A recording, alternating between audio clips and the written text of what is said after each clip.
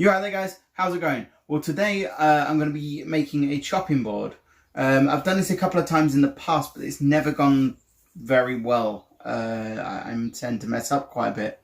So this time, I hope I don't, because I'm going to be making this chopping board out of a lot of walnut offcuts. So let's get into it. Let's have a go. Here's the offcuts that I've got. I've come up with this sort of configuration. I can probably get 2 slivers out of this piece. And these 3 pieces here I can cut down and make it longer if I need to. So my first plan is to cut it down to a rough size. So this is my smallest piece. So I'm going to cut everything down to this size. So let's do that first.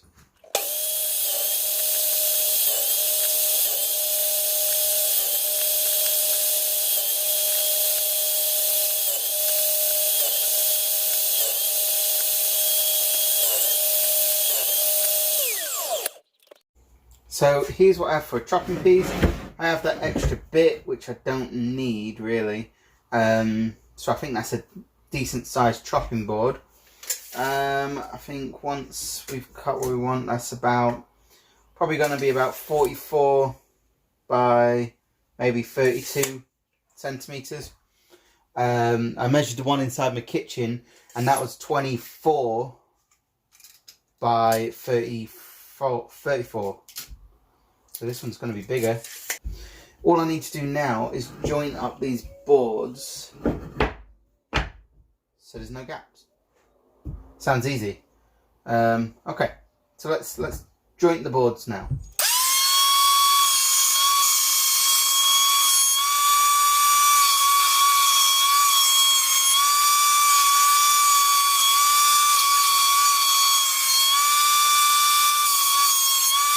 So we're going to use Titebond 3.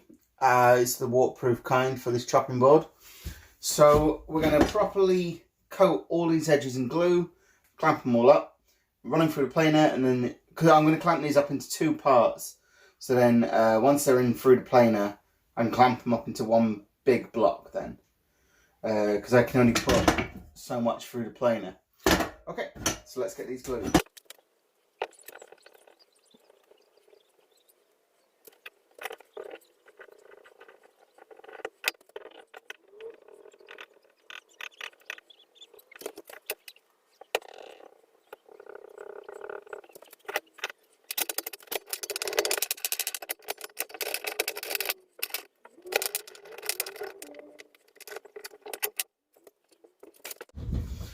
So I've taken the chopping board out of the clamps, and it is one big gluey, completely uneven mess.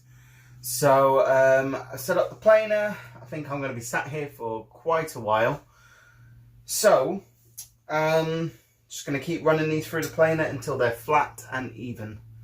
And then I need to joint the edges for these 2 to be glued together, which I think they're going to go that way. Then all I need to do is trim up the sides, shove a chopping board. Like I said, I've done a few of these and they've not gone to plan, so I'm hoping this one does, because this is a lot of walnut.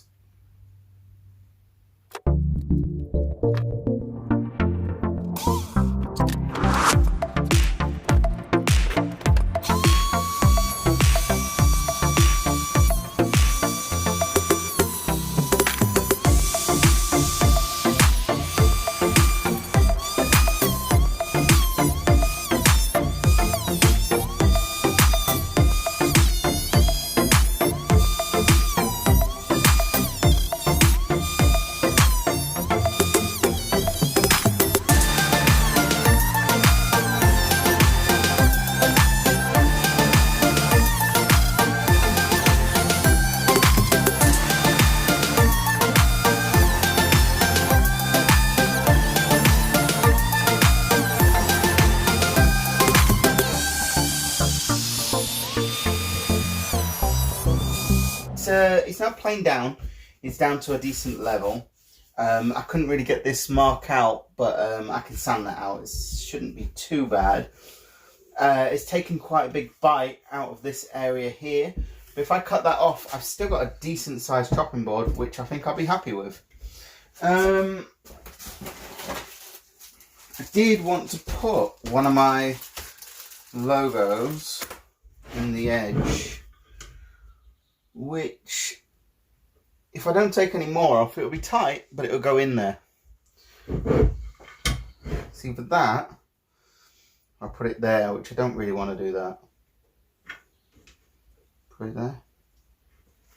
I don't think I want to put it on the bottom. No, I want it in the side. I'm going to put it in the side. So,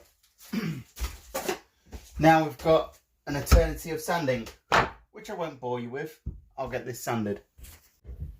Boo, boo, boo. Let's raise you up a bit. You raise me up. No. Right. Right, now we're going to need to glue these two halves up. So, let's get some glue on here and on here. Spread that about.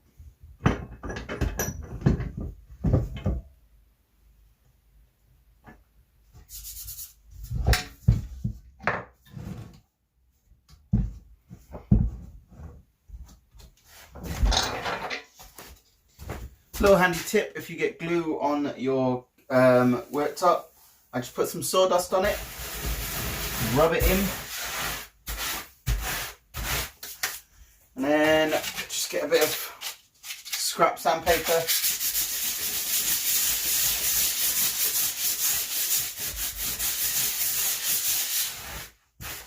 Take that off. The chopping board's come out the clamps now. I've been sanding it. I've probably spent about an hour sanding it with 80 grit. And then probably the last 20 minutes has been with the 120. I'm now going to chamfer the edges. And then continue sanding. Fun!